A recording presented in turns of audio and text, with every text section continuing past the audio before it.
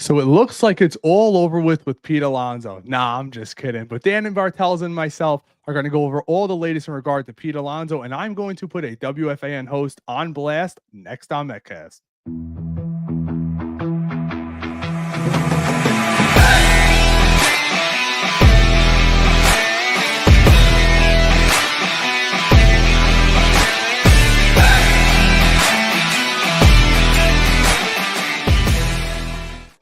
What's going on, Metcast crew? Welcome back to another episode of Metcast. As always, I'm welcome with my host, Dan Bartels. We're going to be talking about everything in regard to Pete Alonso.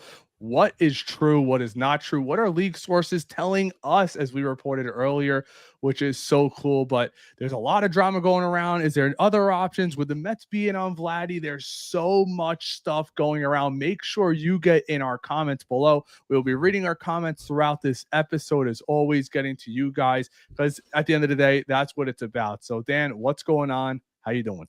Ray, I'm good. What a day. There's nothing else to really say about that. It's just all the Pete stuff, all the Vlad stuff, the Hall of Fame. Congrats to CC, Billy, and Ichiro. Really great Yes. week of baseball all around. A lot to talk about for sure. Yeah, and it was so cool. If you guys don't follow us on X, I'm sure we have our handles down below. Right after Mark Healy today came out with that report suggesting that the Blue Jays were on the verge of a contract. Well, that's at least what kind of as it seemed, Dan. Correct me if I'm wrong. On the Right. verge of signing Pete Alonso or leaning towards that, or Pete's leaning towards going there. We had a massive space with over 1,500 people in it. Mark Healy came in, explained himself to the fans. So if you guys want to be a part of that, make sure you're following us on X. Have those notifications on, because you never know who's going to come through those blue and orange doors, Dan. As you and I both know, we've had guests from everywhere, WFAN, reporters, you name it, come in, and sometimes you get that live reaction, which nothing's better than that live reaction. Yeah, definitely. That's everything. And shout out Frank Schaefer as well from Toronto's side, always keeping us in the loop, definitely. And it's good. You need these kind of people in your corner because there's so much stuff out there. You just scroll through Twitter. He's going back to the Blue Jays. He's not going to the Blue Jays. The Mets are negotiating. The Mets are not negotiating. It's all over the board.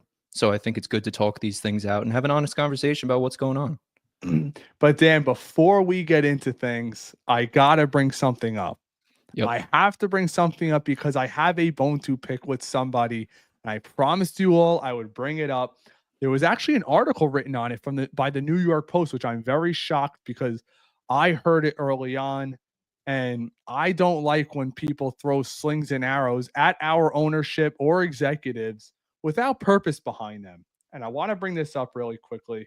It's this post by Joe Beningo and the New York Post. And let's be honest, I understand Joe's frustration. He's been a Met fan for forever. But to say some of the things that he's saying, I think is a little bit uncalled for. And one thing Dan and I pride ourselves here at Metcast, we will always keep it a buck with you. Always keep it 100. We're not those YouTubers trying to sound like we're on the radio or some special. Yes, we have great guests on, but that's for you guys to interact with. And this is what Joe Beningo had to say earlier. I'm just going to get right into it. Do I want Pete back? Of course. The boy genius who he's talking about, David Stearns, for some reason I don't understand, because let's be honest, he's smarter than everybody in the freaking room. Doesn't want him back. Beningo said sarcastically on WFAN. And the guy that I blame is the owner. How dare you? How dare you? And I'll tell you this. For years, I listened to WFAN in the midday with him and Evan. Then before they went to the afternoon, and then Joe left, and now he's back. You screamed for years, Joe Beningo, how bad the Wilpons were, how much you hated Sandy Alderson, how much you couldn't stand Billy Epler.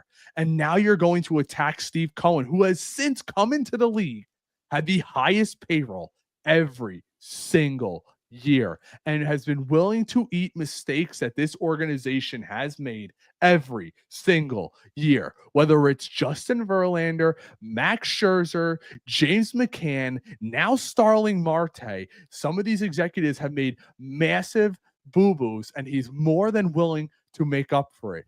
And another thing, You want to talk about getting a real president of baseball operations in here? Shitty president of baseball operations give Albert Pujols his 10-year contracts. Shitty PBOs give out awful contracts. That's something that David Stearns has not done. He's been here 1 year, Dan, 1 year, and he's brought us to within 2 games of the World Series. So for you to go out of your way to just throw slings and arrows at a guy like Steve Cohen, who has lost hundreds of millions of dollars since owning his team. It's not up for us Met fans to spend his money and tell him how much to win, how much to lose, and how much to spend. At the end of the day, he is losing money. Joe, if you got an issue with him, how about you go after the fans who decided they're going to show up the 14th most in MLB this last year, despite having the #1 payroll, despite having stars like Edwin Diaz, Francisco Lindor, Pete Alonso, great years by Sean Manaea, Luis Severino, on and on. My thing is this. You can go after the president of baseball operations when he deserves it. He's been here 1 year and took us to the playoffs, took us to almost a World Series, which you would have begged for under the Wilpons. And Steve Cohen, who's going to lose money again this year, who just went out and got Juan Soto on the largest contract in American sports history. You're going to sit on your high horse and go after Steve Cohen? I think he needs to take a look in the mirror and take a deep breath at who he's trying to blame for anything that's going on. Because all Cohen has done here since coming here is spend. He inherited an awful situation with the Wilpons. Hell, the Wilpons still own 5% of this damn team. And you're going to sit around after the guy's lost hundreds of millions of dollars, something that you and I will never even dream of spending in our life. I think it's shame on him, Dan. And you may disagree, but I'm so tired of everybody slinging arrows at guys like Stephen Cohen and David Stearns, who have been together 1 year and all they've done is win. A lot of things to unpack there, Ray. It's been 39 years since the Mets have won a championship, and a guy like Joe sees it from the beginning, from the inceptions, 1962, straight until today. It's tough for a guy like him, and I get the frustration. I'm not going to sit here and lie to you guys. I get it. It's frustrating as all hell that the Mets are not spending like the Dodgers are, right? That's the best way to put it. We all look at the Dodgers and say, why can't the Mets do that? And I get it. I get the frustration, but you also have to remember, Juan Soto is a New York Met. $805 million Steve Cohen put towards a player that, let's be honest, 15 years, you're not going to get solid production. That's just not. That's a bad aging contract. That's an owner's contract.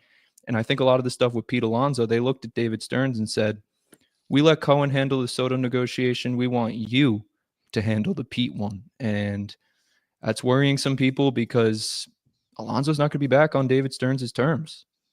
By the looks of it, I mean, he would have accepted it by now, you would think.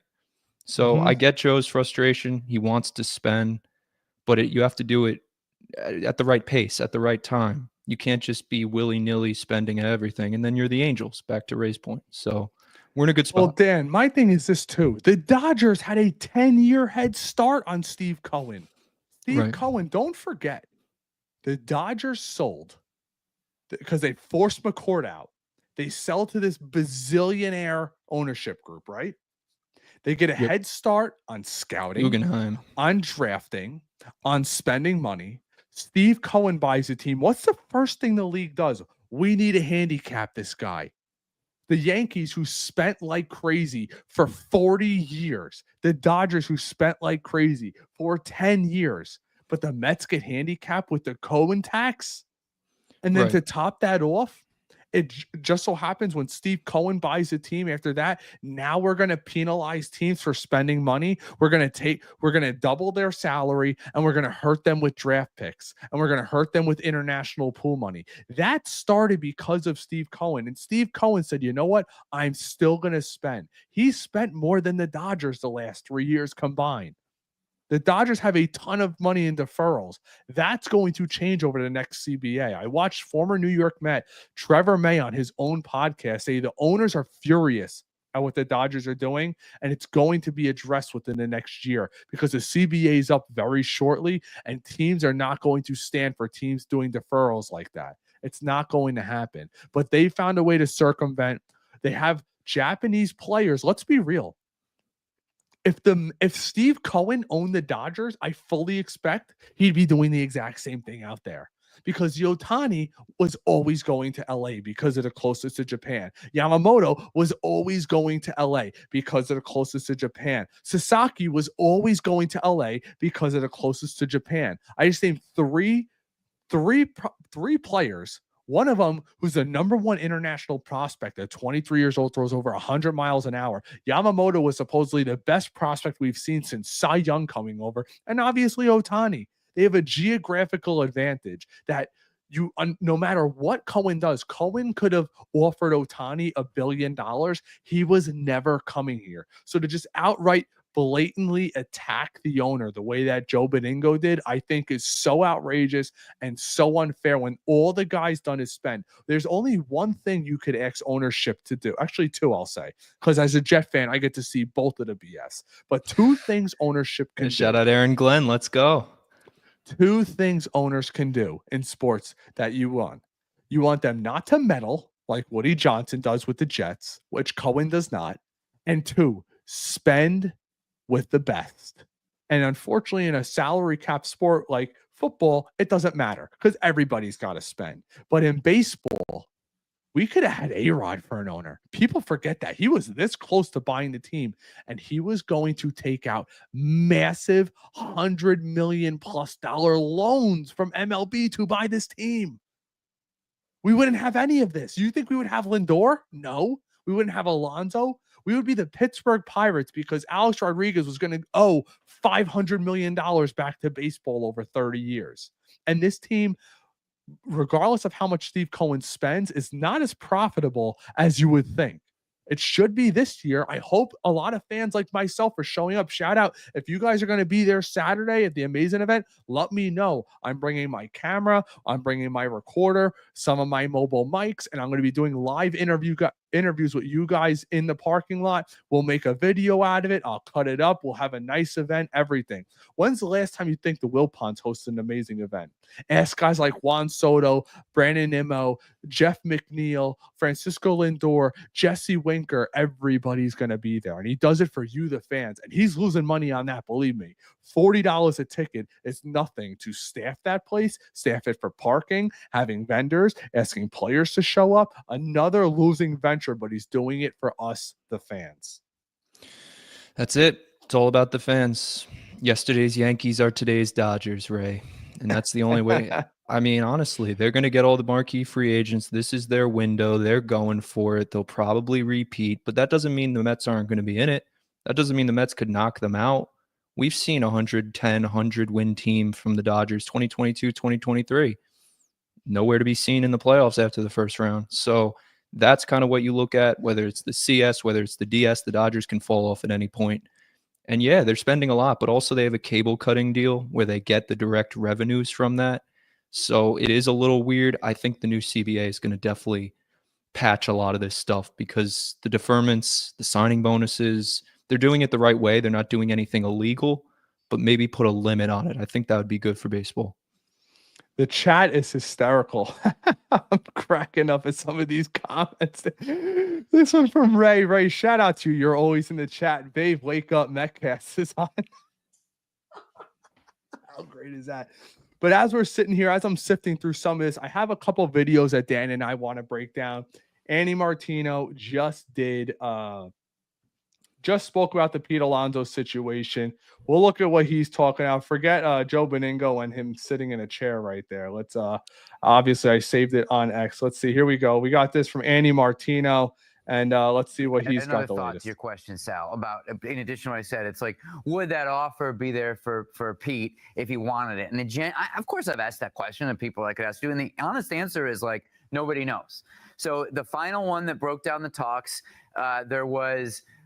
My understanding there was like 68 to 70 million in present day dollars. And then on top of that, but that wasn't the extent of it. On top of that, there was a disagreement over deferred money. Now it's difficult to know exactly what's true here, but the final amount that he turned down in that final offer was more than $70 million. So, but not in present day value, in deferrals and stuff. But a contract where he could have said, "I got X amount," and it wouldn't have been 70, right? So how much more than 70? We talking? Well, I don't know. Okay. I haven't seen the offer in writing, and so I'd be careful about saying exactly what it is. But it's indisputable that there was additionally to that 68 to 70 some deferred money in there, and that would have driven the ultimate monetary value up to some number higher. My whole point in saying this is that still on the table for Pete Alonso? If he calls up David Stearns or Scott Boras does and says, "I've just had a change of heart. I really want to be here. Can I take that offer?" I don't know, and I don't think the Mets. I want to live in that world. I don't think Let's the Mets. Go here. I don't think anyone knows because that hasn't happened. It's a hypothetical. So Dan, let me get your thoughts on this. We hear supposedly that the New York Mets offered around $70 million, like what he said, and now we're hearing that supposedly the Blue Jays are at like 75 million. So when you're talking about such little numbers, if he leaves for that, what does that tell you about David Stearns and Pete? That he never wanted him back. Right. That's the reality a lot of Mets fans are trying to deal with over this past week. Does David Stearns really want Alonso? Is Alonso a Stearns guy? I don't have the answer to that question. I'm not inside David Stearns' head, but my best guess is no. He's a declining first baseman, right-handed first baseman, doesn't have position flexibility. It's tough for Pete. He can say that he's going to hit 40 home runs, while me and you may believe him, Ray. That's a tough sell. It just is. So it's a real tough thing with Pete right now. You heard early on in the morning, 3 for 75, maybe 3 for 84 with the incentives, vesting options. There's so many different avenues. But I do think a lot of these numbers are leaked by Scott Boras. Even stuff we're seeing today, straight from the Boras agency, I wouldn't put it past them because they're getting the exact engagement that they want. Mets fans, Blue Jays fans, all bidding against each other. Who wants Pete? Who's going to get Pete? They want the Mets to make a move, up their offer. Pete wants to be a Met, but the longer this goes, not a good sign. Do you think that, and I think this probably plays a little bit, because if Toronto gets Pete Alonso, I don't think that's going to have an impact on Vladdy. And also, let's be real. If Pete's going to go there and say I assume there will be opt-outs, but if there is no opt-outs, they're going to be making him a DH very shortly, because regardless if they want, Vladimir Guerrero to move over to third base, think about how bad their defense is going to be. Vladdy at third base is not good. Alonso's mediocre at best. And you have Santander in the field, who's a negative defender. If they even entertain the idea of moving Vlad to third, they're trading him. Like, that's it. They're completely telling you that they're trading him by moving him to third base. Really? Absolutely. Want to unpack that? Well, just think about it. If you're moving him positionally, it's increasing his value so you can trade him. That's the only reason you'd move him to third base in his walk year, Ray. You're not doing that to help him out. I mean, you're helping him out with the money and the years he would get from another team. Certain trade packages, whatever you would throw at him because he can play third, that's more enticing to a front office. So we have a couple comments I would like to show. We got this from Dan. I was thinking, interesting. I will debunk one part of it. Martino and Healy obviously got their information from Boras, who wants to scare the Mets into bringing up their offer. I'll tell you this, Dan. We had Healy on live earlier in our Metcast space, and Healy said he did not get any information from Boras, and he's not lying. If he did, he would say, I'm not going to tell you who I got my information from. He kind of alluded who he got his information from. I'll let him say that out loud if he wants to, but it was definitely not from Boras. I'm not saying from Martino. I don't know their relationship. The only reason why I say no from Martino, let's unpack this for a sec. Think about the whole Juan Soto situation. Martino had him going back to the Yankees, going back to the Yankees, going back to the Yankees. That's all we ever heard. We never heard the Mets were even in the top 5, Dan, or top 4. It was always the Yankees, the Red Sox, the Dodgers, and the Blue Jays, and then the Mets were a distant 5th. Now we all know as Met fans that Steve Cohen was going to spend, but I don't think Scott Boras is leaking to him. Yeah. I mean, a lot of the contracts just feel like they're coming from Boras one way or the other, whether it's the 3 for 68, the 3 for 90, all of these random numbers. It just feels like it's a Boras kind of working his magic to try to get Pete the most amount of money, and the offers have not come yet. The Mets are the only really known offer. The Blue Jays are negotiating with him, but there's no offer. It's tough. Could he go to the Blue Jays? Sure. But will he? I don't know. There's a real chance, but he still wants to be a Met. I agree. And that's what I'll tell you guys what I reported earlier, because I was talking to, I'll put it as a league source. I want to go too far, but that whole Pete Alonso is bringing that contract offer back to the Mets. I'm told they're not sold on it anymore with that. Not saying it's not going to happen, but it was a guarantee at the beginning of the season. Remember what that whole thing happened? Dan, do you remember that whole situation where it was everybody knew that Pete Alonso was going to bring that final offer back to the Mets, and now I feel he feels like he's disrespected. Think about what his agent promised him, bro. You're going to be Mr. 200 million. Screw your old agent. Fire them now and hire me. I'm going to get you to that 200 number. Now he's looking at not even half of that. I think he feels disrespected. Yeah. Listen, there's a lot of things in play here. Like, has Pete lost his own clubhouse? It used to be Pete's clubhouse. Like, yeah, he shared it with Lindor, but Pete was the guy. 2022. You really saw the change in 2023 and definitely in 2024, where it's now Lindor's clubhouse. He's going to be the captain. But if you're Pete, you're walking into that clubhouse. Soto got paid. Lindor got paid. Nimmo got paid. McNeil got paid. So you're looking around the room and you're saying, am I really welcome here anymore? Do I belong? And my pledge to you, Pete, if you're watching, which you're probably not, you're wanted here. Your bat is definitely missed in this lineup. And your protection to Soto, few and far between. So we want you back in this lineup. I hope he realizes that. And he could tank his stock right through the floor if he goes to Toronto and really craps it up. So Dan, here's my pitch to him. How much does your legacy matter to you, Pete? Do you want to see your number retired in the rafters? Do you want to be the all-time home run champion for the New York Mets? A place where you're coming where you could win a championship? Look at both divisions. Look at both teams. How about look at recent history, not revisionist history? Recent history tells you Steve Cohen is going to do whatever it takes to win a World Series, including giving out the largest contract in the history of sports.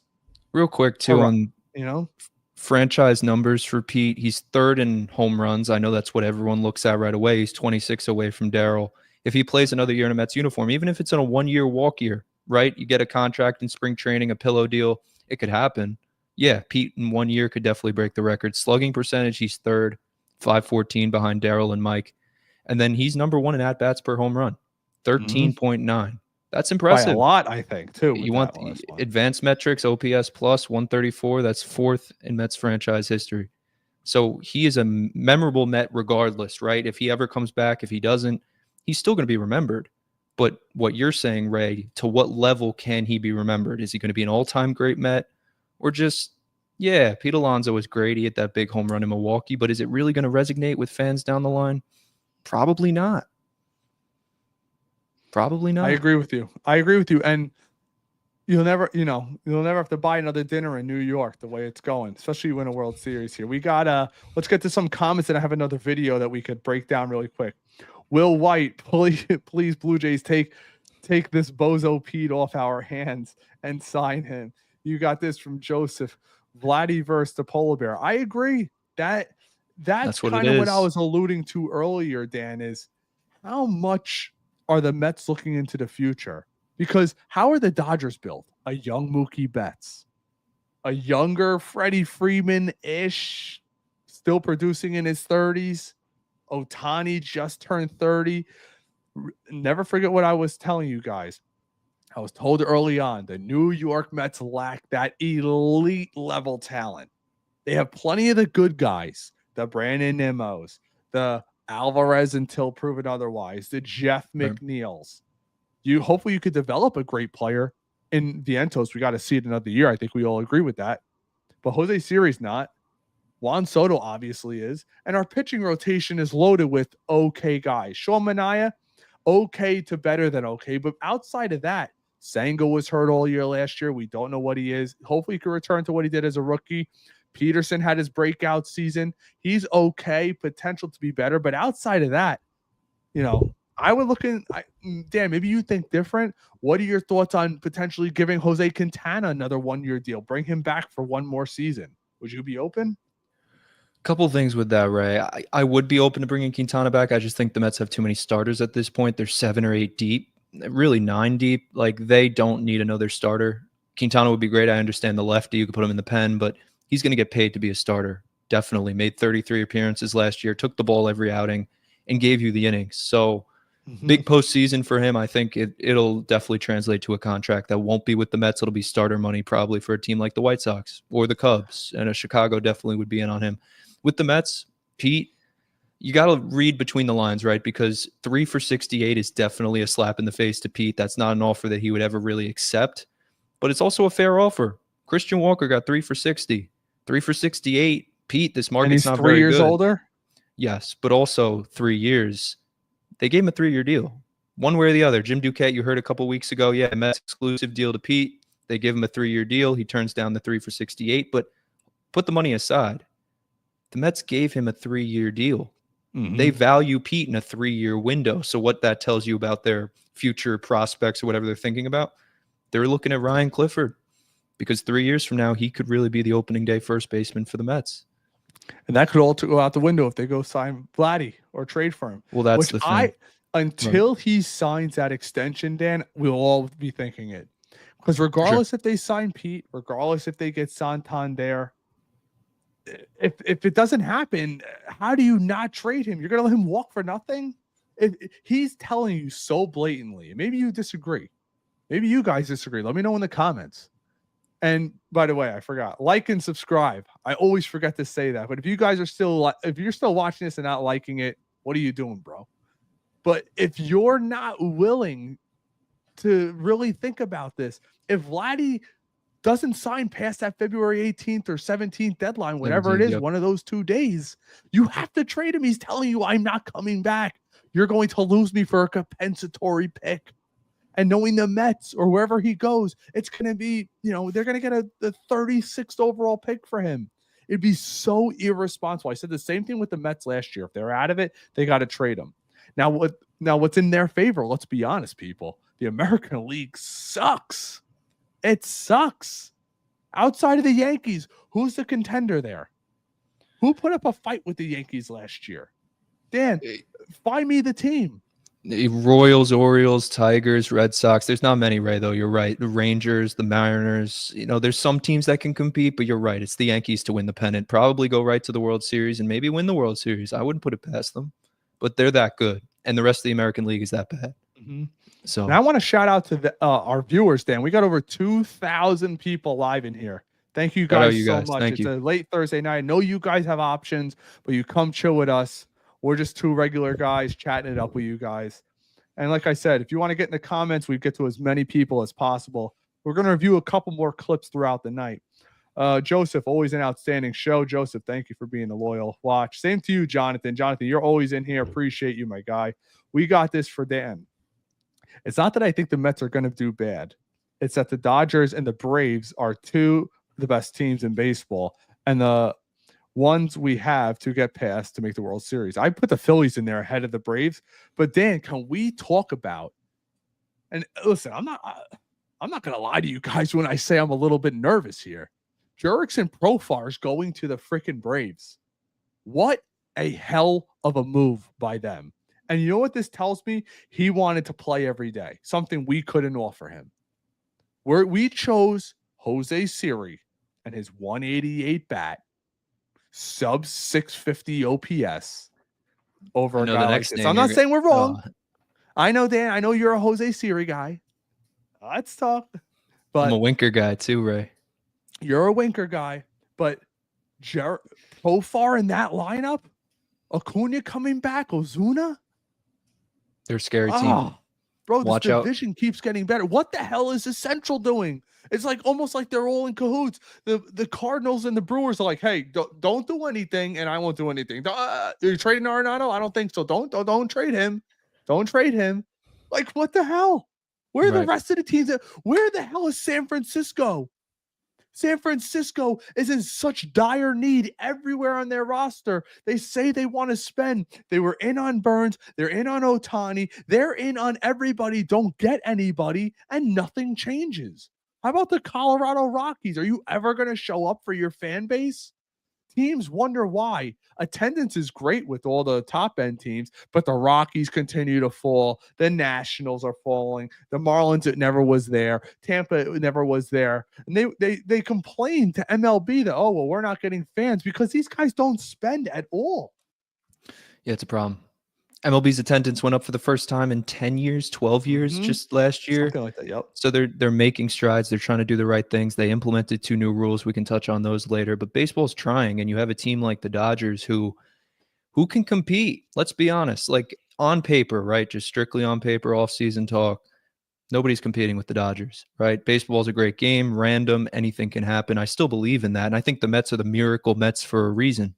They could knock off the David and Goliath Dodgers. I wouldn't be surprised. But you have to Do you get there. think it helps or hurts baseball that the Dodgers are the Dodgers? Does it help having an evil empire, or does it hurt? I think it helps because look at the Warriors, what they did when they were a dynasty in the NBA. Everyone was chasing them, wanted to knock them off. Like that's good for sports at certain times. The Patriots in the NFL, it's good, it's competitive, and it gives people a reason to watch. But for baseball fans, no, it's probably not the best. Well, it's a double-sided sword because think about this. If you're a Giants fan, if you're a Rockies fan, if you're a fan of the Pirates or a fan of the Marlins or Tampa Bay, you know you have zero shot. That's got to hurt that. Like at least basketball, like what you mentioned with the Warriors are eventually going to fade out. There's a salary cap, a soft cap, a hard cap. You start losing picks, whatever. And you draft young guys and have them come up. Now, yes, you could have young players in baseball, but when you consistently have teams like the Pirates who are in the bottom 10 in baseball and salary and the Marlins and all the, like, think about this. I watched an interview with Paul Skeens the other day, Dan, and they're like, well, have the Pirates approached you about an extension? He goes, no. Like, what are you doing, bro? Lock him up for his entire career right now. I know you're at the risk of injury, but you're not going to sign him if he gets a free agency.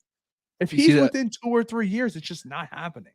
There was a story too about Skeens. It's just off topic. There was like a 1-of-1 card that a kid pulled, and he's from 11 years old. Yeah, and they're gonna give him like 30 years of season tickets. Right. Why the hell would I want? He's a Dodger fan, the kid. He lives in LA. It's unbelievable. That was funny about Skeens. But yeah, lock him up, extend him. He's going to be one of the best pitchers in baseball. This is my little hot take. I think he finds his way to the Bronx before too long. But don't hold Guys, me I to always knew Dan didn't belong on this podcast. Yankees are going to get. Listen, man. Uncle Stevie does not get outbid when he loves somebody. I think we proved this last offseason. And let's be honest. I think he's going to get traded prior and potentially extended. The Yankees have Max Fried. They gave money. Think about this. In 3 years, the Mets don't have one pitcher under control. Senga's a free agent. Minaya is a free agent. Montas is a free agent potentially after this year. Peterson will already be a free agent. I mean, you literally have no pitchers under control. That's why when everybody includes Jonathan Tong, and we're going to get to an interesting video. I don't want to give it away about a potential. You know what? We'll get to this now. Screw Andy Martino in that last video. We're going to get to this video right now. I love these guys. I've had Joe DeMayo on the podcast before over on X. We'll try to get him over on YouTube. So smart when it comes to the Mets farm system. They're going to talk. Should the Mets, if offered, and I think this could be a legitimate offer, look back at the R.A. Dickey trade. Even better. If you were the Mets, would you do a 1-for-1 Vladimir Guerrero Jr. for Brandon Sproat? Let's give it a listen. If you knew Vladdy would sign an extension afterwards, Joe, as the protector of all prospects, I will toss this one up to you. If I know I'm getting him on an extension, not, I'll listen, but You know what? I still want to maybe look at what the market will be next winter. I'm down to trade Brandon Sproat for Vladimir Guerrero Jr. I think really highly of Brandon Sproat. Guys, I want to tell you something. Coming from the Mayo, that is a insane hot take because he's one of those. He loves those prospects. He holds them close, near and dear to his heart. He does a prospect list every year. I'm shocked he said yes. Are you, Dan? A little bit. I would like to keep Sproat if possible. I don't even know if the Blue Jays would do a 1-for-1 with Sproat. We honestly never even talk about the Blue Jays side of it, but I don't even know if they'd be willing to do that. If they are, let's say they are, I would probably do it. But again, I just don't see a world where that would even be possible. Now, Brandon Sproat's very valuable. The Mets clearly don't have many other pitching prospects. Blade Tidwell is probably going to be a reliever. Jonah Tong's going to take till 2027 to get on this, rotation. You think so? He's already, Maybe, 23? Maybe end of 2026. He's moving up very fast in the Mets system, so he could definitely be 2026. Christian Scott. Other guys that you talk about the 3-year window, same thing with Pete, same thing with the pitchers. Like 3 years from now, it's going to be a completely different rotation for that exact reason. You want to have Christian Scott. You want to have Brandon Sproat. I think it wouldn't be wise for the Mets. Now, would I do it? Yes. But would it be smart? Probably not. It probably wouldn't be smart to do. And you have to develop your pitching. The Mets have been built on pitching. And if you don't have that, then you need supplemental help in your farm system. And that's why you look at these international prospects, and that's where the Mets are going to make their, break or break them because they lose draft position all the time.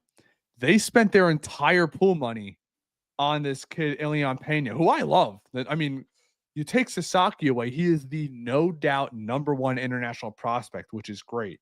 But I'm thinking the Mets are going to have no choice, Dan, but to take this approach. We're going to spend heavily in free agents under 30 at pitching and try to develop our own bats. You have no choice. Outside of Sproat, there's no guarantee Sproat works out. There's no guarantee Tongue works out. We were all told, think about this. 4 years, we were told Steven Matz is going to be an ace. Noah Syndergaard is going to be an ace. You had Zach Wheeler is going to be an ace. Zach Wheeler doesn't blossom till he's almost 28 years old. Matz never pans out. Syndergaard gets hurt, never panned out before. And out of all those guys, the guy who was never ranked in the top 100, Jake DeGrom, comes out of nowhere throwing 100 miles an hour and is a Hall of Fame pitcher.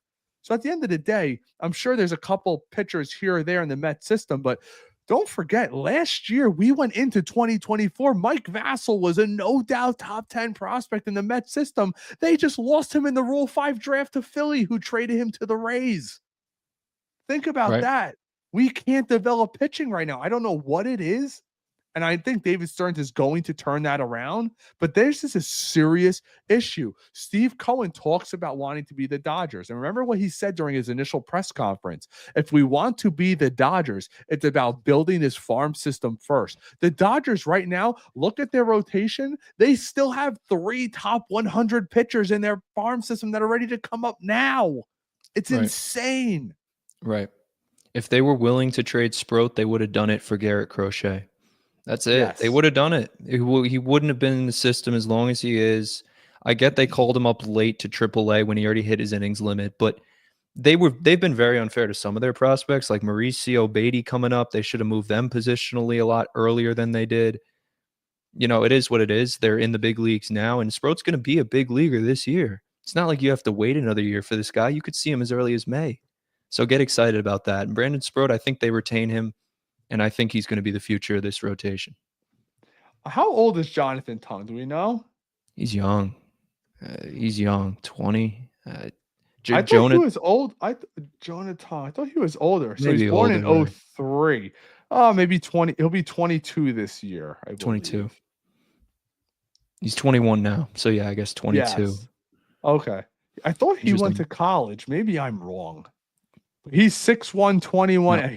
No. I was watching some highlights of him last year. He tops out at 97. And from what scouts that I've spoken to, or not necessarily scouts, but people that do these rankings all the time, say he definitely has a frame where he might be able to put on another 10 pounds and pick up a mile or two, and that's going to separate him. That's why he jetted into the Jets. Excuse me. Oh my gosh, the Mets top 10 picks. So let's finish off this video really quick. I want to finish. But Vladimir Guerrero is that true young impact hitter, and I think that would, if not soften, just entirely comfort the wound that Mets fans are going through with this whole Pete Alonso ordeal. So it's an interesting question. And I'll tell you, if they're trading Vladimir Guerrero Jr., you're not getting him just for Brandon Sproat anyway. Like, it's going to cost Brandon Sproat plus.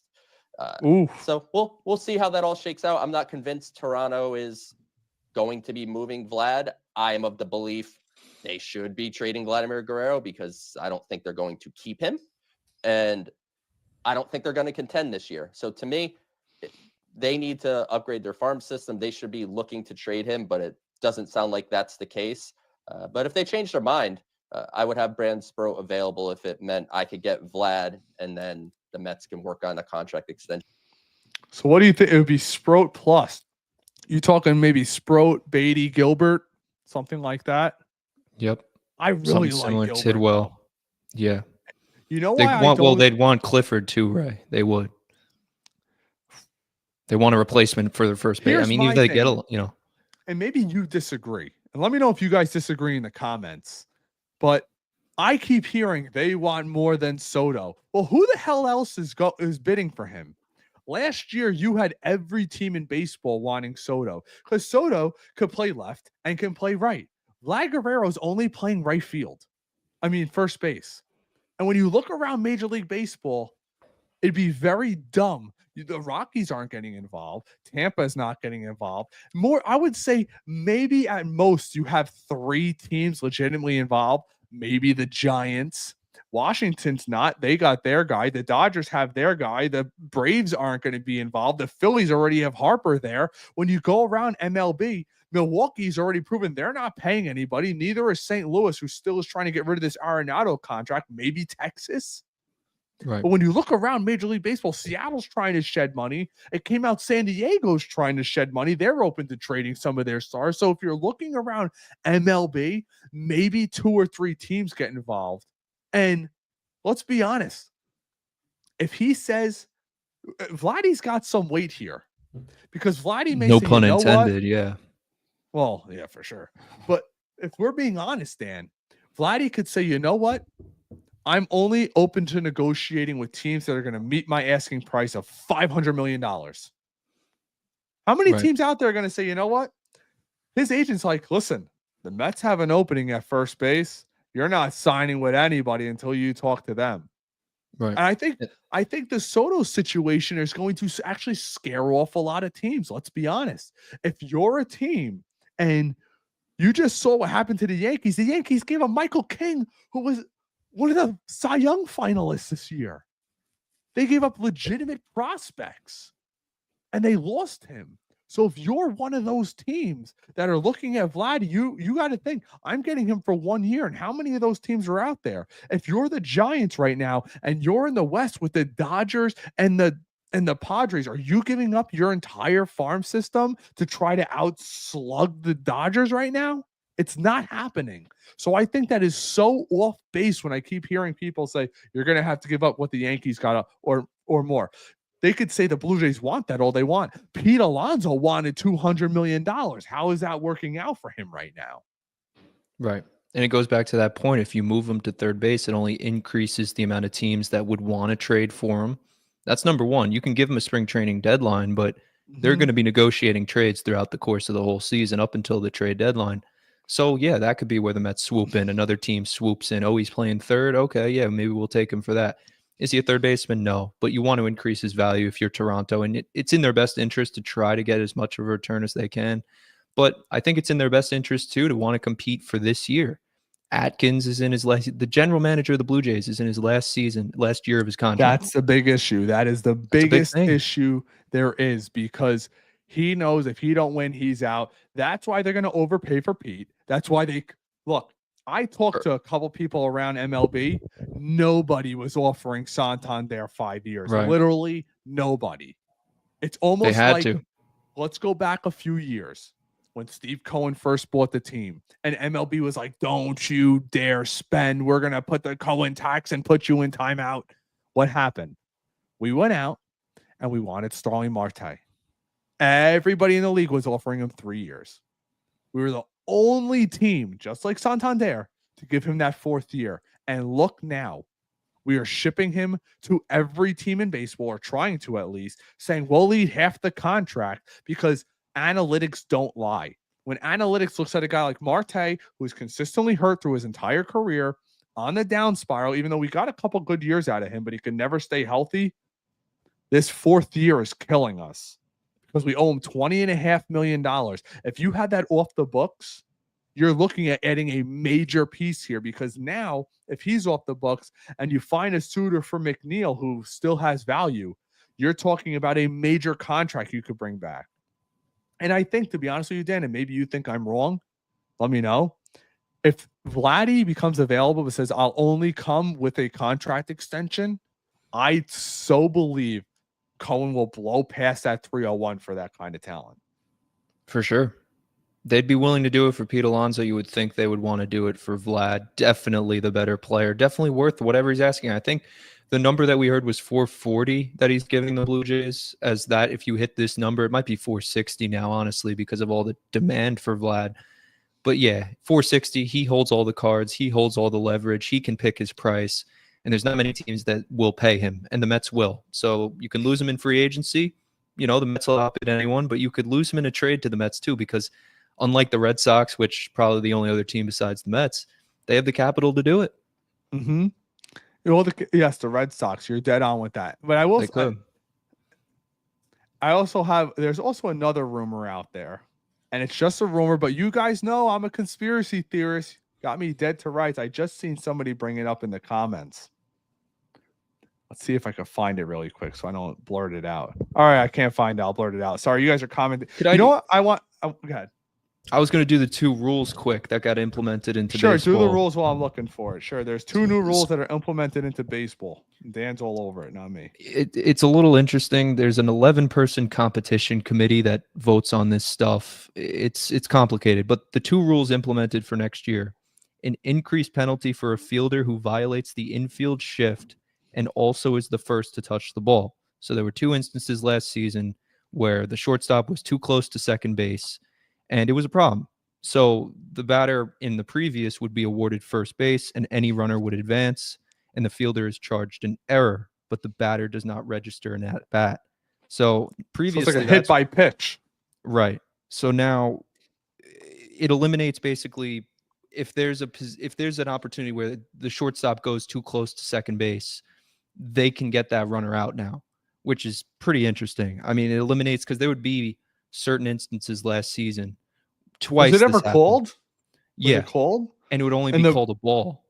That's the thing. Teams would use it to get the ball called against them, if that makes sense. I'm not really explaining it well. It's really complicated stuff. The second rule allows replay officials to check whether the runner turns second or third base too much. So if they turn the bag, there's runners on first and second, there's a ground ball to second base, that runner at first is going to second. Say he turns the bag, he's out by abandonment. So now the umpire can come back, look at the replay. Usually they would just put him on second base, and just whatever happens, if the runner's safe at first when they turn it, it would just be, it would stand. So now if they take the turn, they're out for abandonment. And yeah, it's a little interesting. I know I didn't really explain that well, but you know what they should do, Dan? I always thought about this. If you want to tell players they can't go a certain place, why not put a line in the infield? They do it for runners on the base pass. It doesn't have to be a big line. It could be a thin white chalk line that goes on the infield at the start of the game. You can't go beyond this right here. It could start from the outfield and go to the grass. And there's no worry of any of this, because let's be honest, some of it's judgment. You is it going to be like football? Am I lined up right? You're going to stick your arm out. Hey, Blue, am I lined up right? Is right here good? Right here good? And right? a lot of, in that first rule too, it's whoever first touches the ball. That's their. So the shortstop can line up in a wrong position, but as long as the ball's not hit to them. Yeah, if he touches the ball first, then yeah, they would not make it a ball anymore. It would just be as is, which is weird. I don't know. The batter is awarded first base. Any runners would advance. The fielder is charged an error, and the batter does not register an at bat. But the offense can decline. What if the base runner's on third? There's no force. There Would was they something still in there about the advance? scoring. Yeah, they would not rule it a run Okay. Well, what I'm asking is, does if he the scores runner? before the guy gets out. What I'm saying is, say the shortstop's not right. They call it. They award the batter first, and there's nobody on first and second, but somebody's standing on third. Are they awarded home like a balk, or is it because it's not forced they stay on third? I think they stay on third now. I agree. That sounds at least right. Let's get to So somebody's comments. we'll see it in action this year, spring training. I'm Oh sure. yeah, I'm sure. All right, we got this from Scott. Guys, thanks so much for chiming. We got a ton of comments, over 2,500 people in here. Thanks so much. If you're enjoying this content, ask you to head over to YouTube or Facebook. Give us a like, give us a follow or a sub over there. If you want to help this channel grow, we'll be bringing on more and more guests. We have a great guest lined up from WFAN in a couple weeks. I spoke with Pete Hoffman. We have him booked from the Rico Bronio podcast, also a host on WFAN. Danielle, we're planning on having on as well. She was supposed to come on this week after Ragazzo, but she had something that came up. But she's a good friend of ours. She'll be coming on. We have a couple other writers that are in the works, as well as eventually I'm going to get this together with John Arazi. It's hard getting Terry Collins on right now. He's got so much going on. He will be at the amazing event on Saturday. And again, I will be there. So if you're going to be there, hit me up on X. We want to do a couple of fan interviews in the parking lot. We have our cameras, our microphones, ask around a couple of questions, thoughts about Juan Soto, thoughts going into the year. And maybe you'll make it on one of our videos that we'll be publishing right here on our channel on YouTube exclusively. So if you want to be a part of that, hit me up over on X at MetcastPod and we'll make it happen. We got this from Scott. Mets, I don't think really wanted Alonso, but I don't think plan B, they didn't think over many guys up on the board. So in essence, he doesn't think they had a plan B. What do you think? Yeah, they have a plan B. Like they've had a plan B for weeks, months, years. I mean, they've known that Pete's a declining player for probably a year now. Mm-hmm. So they've probably had plans in place. I wouldn't be surprised if they have a trade for Vlad ready. Pete signs his deal. He goes to Toronto. Boom. You see the trade talks. Healy said that. Didn't he say that? What did he say? Remind me. Something like trade talks could increase. But Healy was the one who said they might actually have something in the works. Like maybe Vladdy told him, listen, I am not signing what you want me to sign. And so go get Pete Alonso, trade me for some MLB ready prospects. Maybe, guys, let me throw this out there. Toronto's owner, and Dan, you'll back me up with this. I keep looking over here because you're over here on my screen with the chat. Maybe you'll back me up with this. Toronto's loaded. Their owners are absolutely loaded. So maybe they want MLB ready guys. Would they take a Marte on a $10 million contract with Jeff McNeil on top of a Brett Beatty, a Mauricio, guys who are ready? Guys, if I have a choice between Brandon Sproat and Acuna, and I am going to get killed for this, buy Acuna, catch you in Toronto. Let me know how skiing is in Canada. Like, see you later. I love Acuna just like you do.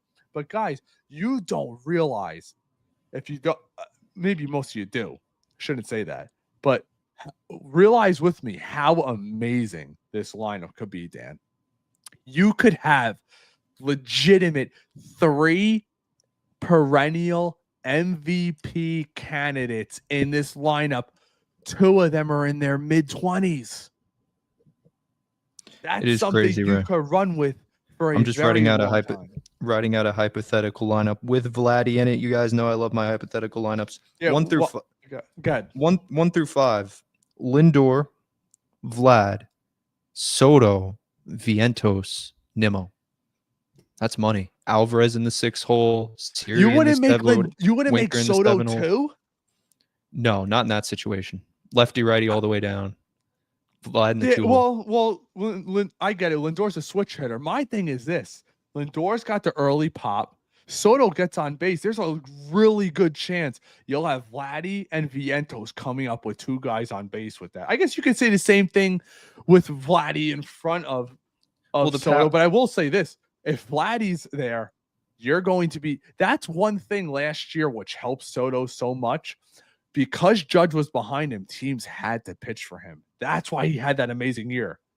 And I'm not so sure Vientos is there yet, but he could be. I almost want to have one of them protect Vientos. Maybe it's Lindor, Vientos, Soto, Vladdy. Right. When Vientos is smushed with crazy protection, you have to pitch to him. Look at the pop right there, 1 through 4. Every single guy there has a potential to hit 35 plus. Is it out of the realm to think Lindor can hit 35 with that kind of protection? I mean, look who we were putting in the 2-hole last year behind him. He had an awful April, halfway awful May, and no protection there. Yeah. If you want the most out of Vlad, you put him in the 2-hole, but it probably makes more sense to have him back cleanup if Pete's not in this lineup. But whoever you put in the 2-hole, I think Soto is going to be in the 3-hole. I don't think he fits well in the 2-hole on the Mets. He did on the Yankees, but it depends. What about in this lineup currently configured? If they lose Pete and God forbid Brett Beatty is our third baseman, you would see something like Lindor, Vientos, Soto, and then a cleanup of maybe Alvarez if he's having a great year. Like, it's not great. Oof. I'm not selling you guys on anything that's that amazing right now, but yeah, it's not drastically changed this lineup, man. Drastically. It does. You got to get Pete back or Vlad, one or the other. We got this from MZ3. Weird how many contradictory reports are out there. I totally agree. Explosive. I would you guys at this freaking Rizzo crap. I would sign Rizzo as a stopgap or Luke Voigt. Oh, G-man. All right. You're been there, done that. You're in timeout. Got this from Dan. Give Pete 200 million. Sure. Dan, is that your burner right there? I almost feel like that is. Damn. We got our boy Reed Garrett enthusiast. The David Stearns victory lap in a few years is going to be amazing. And I think you said that off the tail of what I said in regard to Joe Beningo, which I've seen a lot of people back me up in the comments. Appreciate that. And by the way, Joe Beningo might be there on Saturday. And don't be surprised if you see me walk up to him with my camera and my microphone out and say, "Hey, Joe, what do you really think of Steve Cohen?" Don't put him that and past Sal me. Licata they're having a live, him and Sal. Is that from WFAN? No, from the stadium, like the Metro Market or something. I've never really heard of it at Citi Field, wherever that is. I think right field. We got this from one of our moderators, Zach Latham. We are the most grumpy Juan Soto owning organization ever. All right, Zach, you're in timeout too. I agree with Lane here. And this came up today too, potentially. Can the Mets sign Jordan Montgomery and David Robertson? Jordan Montgomery is on Arizona. Just an FYI. We'd have to trade for him. But I will say this. The owner completely crapped all over him, Dan. Let's be real. And he's still going to pitch there? I find that so... What are you going to do? Walk around spring training? Hey, buddy, how's it going? Even though I told you it was a giant mistake signing you. Right. It's weird. Very weird. I think Montgomery would get out of Arizona if he had the chance. And the salaries line up where Marte could definitely be traded for him. That's a real reality. I remember telling you that a couple months ago, right? It's like it makes sense. Just flip Montgomery for Marte. But I think the Mets want to keep Marte. But if they can get the right trade, sure. But Hunter Harvey is not going to get it done. That's not a good trade. From what Pat said, guys, I had Pat on early this week. If you want to check it out, I believe I had him on Tuesday night. Yeah, Tuesday night I had him on a live. I'll put that in the description below.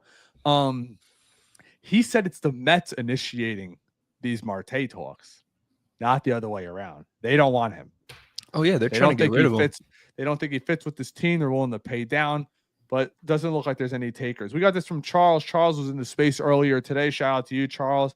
What Beningo did was a disgrace. Couldn't agree more. Klub, you're always in here. Thanks for coming in. Beningo will be at Citi Field Saturday. Let's see what he says on Uncle Steve's face. Yeah, we'll see.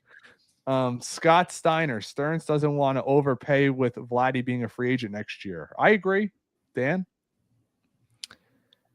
I mean, yeah, it makes sense to go after Vlad in free agency I think it depends, right? Because you can trade for him, but David Stearns has always sold us that he doesn't want to really blow up the farm. That's not in his DNA, at least as far as we know, right? You can go after him in free agency. The Mets definitely could spend. I think it's wiser to go after him in free agency. That's just my opinion. All right, so we got this from, let's see. Got this from Ronald. Ronald, thanks for checking in, my guy. Keep fluctuating between being fine with letting him walk and then wanting him back. I'm concerned about how he will handle his emotions if he re-signs a deal with us that he's not thrilled about. I agree with that. And another thing, too, if he's got opt-outs after this year, Dan, we already seen how Pete plays in contract years. He was looking for a contract extension going into the prior year, which he had a down year, and another down year this year. And if he's looking to get paid next year with the opt-out, are you concerned at all?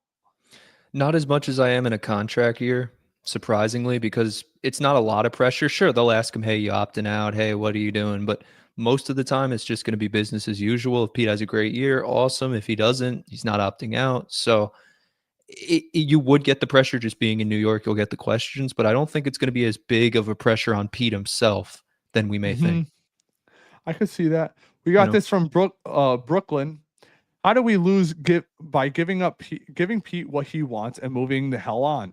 At worst, over time, he'll be a upgrade at DH for Marte. At best, he'll give Soto the support he needs, especially in season 1. I'll let you take that one. You don't lose anything by giving Pete what he wants. Let's just throw that out there. Pete is a great player. He's some of the best power in baseball, fits in this Mets lineup like a glove. But there is a limit, and you don't want to overpay for someone who we've seen multiple times in history. These contracts don't do well for these kinds of players. Maybe not the money that Pujols got, right? But you don't know. We've cited Chris Davis multiple times. I know the PEDs and stuff, but you look at his numbers at age 30, similar to Alonso's, and then the fall off. So you don't want that to happen with Pete. I think the 3-year deal is perfect. Give him 2 years, 2 opt-outs, a club option after year 2. If the Mets want to cut ties, they cut ties. They move on. But it doesn't take them out of the sweepstakes for Vlad. It doesn't take them out of anything like that. It's just a decision they have to make. And it wouldn't be unwise to pay Pete. But it would be unwise to give him $120 million. You get what I'm saying? You get what I'm saying? Yeah. And guys, one thing we'll learn about Stearns, he's got a number in his head. He's not going to go beyond that. Right. And we all keep saying, well, Steve Cohen doesn't put a budget on anything. There's still operating cost, you know? Definitely. We'll get to some more of these. Actually, you know what? I want to get to this video really quickly. Andy Martino talking about the latest in regard to this whole situation where the contract lies. I want to shout out you guys, over 2,700 people in here. Again, if you guys can head over to YouTube, give us a like, give us a sub. Much appreciated. Let's take a look at this video. Extension to keep him away from free agency. Oh, wrong video. There we go. What's the latest on Pete Alonso? Well, Sal, from the Mets standpoint, there really is nothing new to report. And I checked for the purposes of this show what we sat here 1 week ago today and talked about. The Mets believing that the talks had reached a point in which they thought Alonso was going to likely depart and sign elsewhere, and that was their expectation. Nothing's really happened since. No meaningful talks, no progress, no non-progress. It's just like that's where it was at, and that's where it remains at. So that's the Met-related update. For Alonso, I am told today that the talks he's having with the Toronto Blue Jays are advancing. Now, like I'm hearing they're at the 10-yard line. These are all metaphors, right? What that actually means. I know that that's more than a rumor that he 10-yard line. That's 90% closed. Right. A lot can happen in that 10 yards. I agree, but I think the Mets are still at the 40. The Blue Jays are interested. Like they're talking. There's something really there. But I know from experience in covering these things that last 10 yards, that can have a lot of obstacles before you get into the end zone. So I'm not sitting here saying he's going to become a Blue Jay.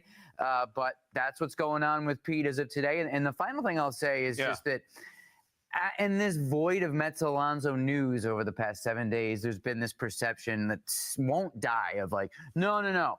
Uncle Steve is going to come in and he's going to get this thing done. He's going to overrule that GM. Been saying it since day one that ain't happening. And everything I'm hearing around this is that's not the dynamic. That David Stearns is making good money to run this team, and he is empowered to run this team. And Steve Cohen is not going to meddle. If they sign Pete Alonso somehow, before opening day, it's not going to be because the owner stepped in and bigfooted the president of baseball.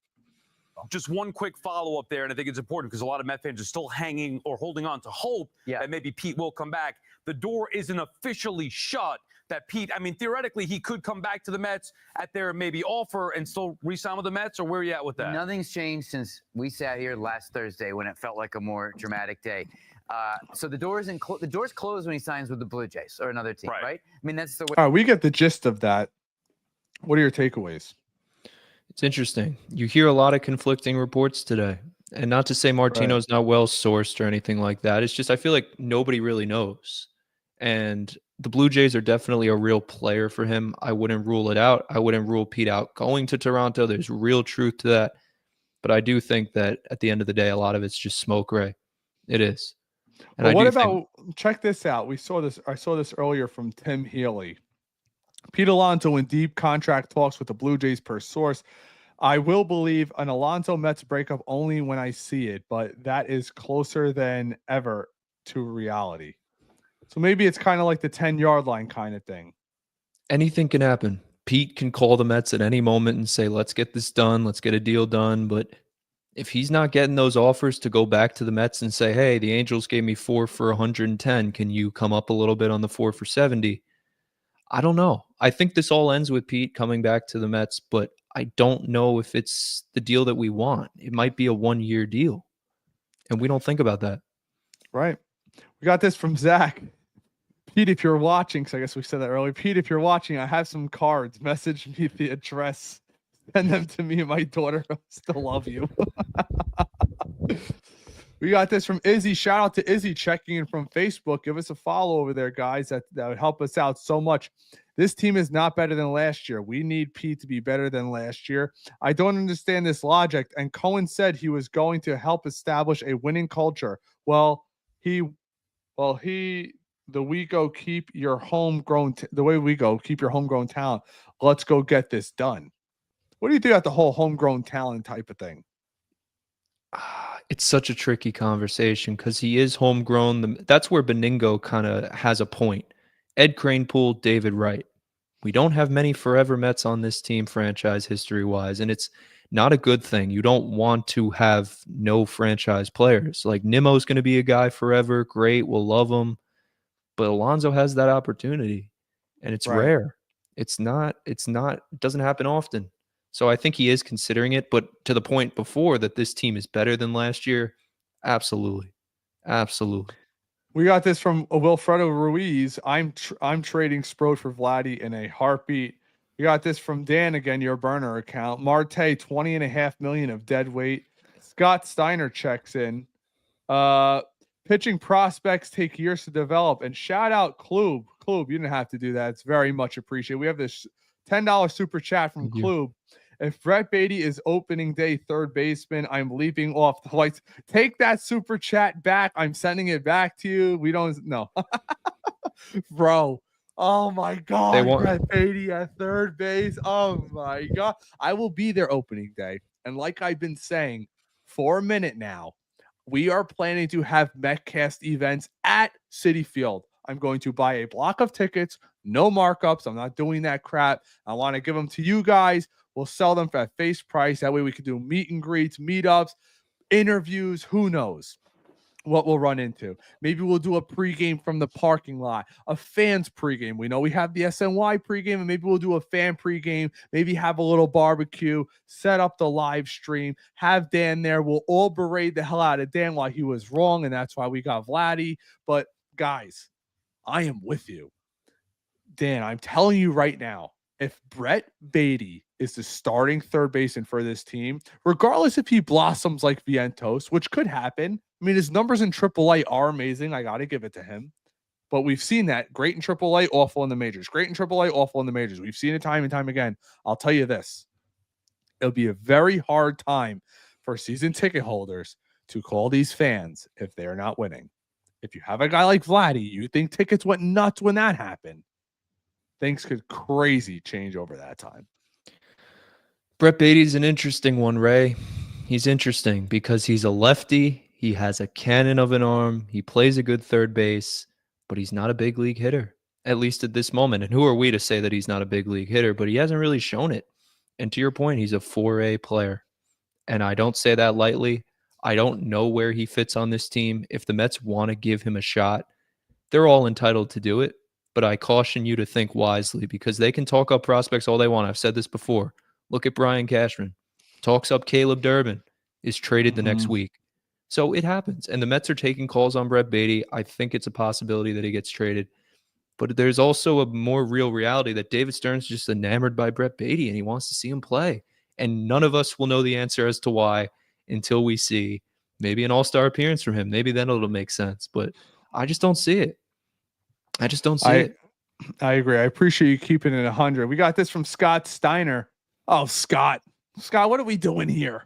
I'd rather have Arenado. Arenado's got like 3 years or 4 years, $100 million left on his contract.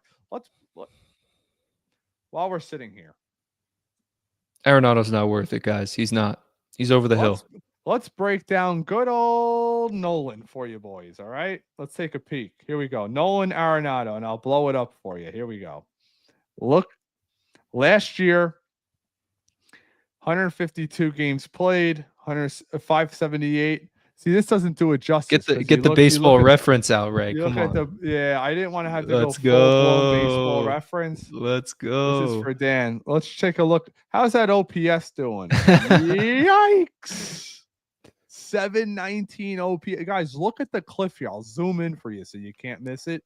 891, 774, 719.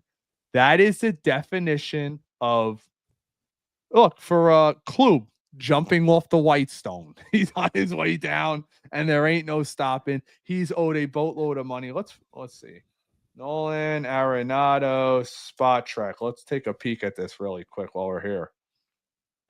All right, so here's his current contract. I'll pull it up for you guys. That way we can really take the deep dive.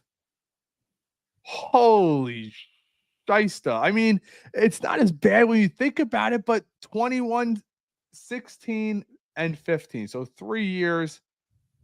I don't know how this ends up working out. With the luxury tax, the Cardinals are not over the luxury tax. So I don't know why it goes to that, to 25 and 25. He's just over the hill. And that hill going down is awfully steep, my friends. Yeah. My guess is the Cardinals probably have their payroll is taxing them. That's probably why you see that difference. But yeah, I don't know. It's just very weird. All right, we'll take a couple more before closing up, guys. If you could, again, share this with a friend if you're enjoying this content. That's all we ask. We'll go as live as much as possible. We'll have our videos in between. Zach, can't wait for Ray to have to buy us dinner after Jesse Winker hits a game-winning home run on opening day. Zach, I will buy you the nachos, which is probably more than a regular dinner plate at Citi Field. Those things are banging. It's gonna be more expensive now with Soto in the building. So yeah, it'll bring Pete or somebody else in. Well, it shouldn't be. The payroll's going down, right? Yeah. All right, we got this from Dan. Beatty is trash. I agree. Until proven otherwise. Am I right? Right. All right, guys. Thanks so much for sticking around with us. This is another live stream. We covered everything from Joe Beningo and his wise remarks that I will bring up Saturday if I run into him. Maybe I'll tell Sal to come on the show. Maybe we can get him to come on. I'll reach out to him on Saturday. Again, if you're going to be there, reach out to me on X. Give us a follow over there. Love to meet a lot of you guys from our audience. We look forward to seeing you guys during the season as the Mets news trickles in. We'll be sure to bring you more lives. Until next time, take care.